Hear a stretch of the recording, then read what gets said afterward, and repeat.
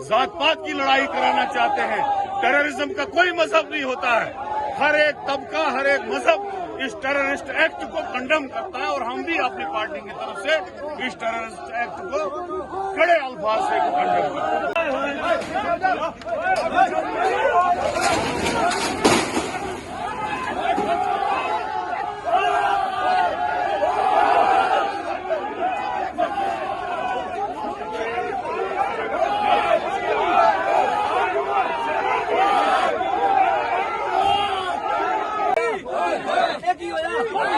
BJP BJP BJP BJP BJP मुर्दाबाद मुर्दाबाद पाकिस्तान मुर्दाबाद मुर्दाबाद मुर्दाबाद। शर्म करो शर्म करो, शर्म नहीं तो चुप मरो।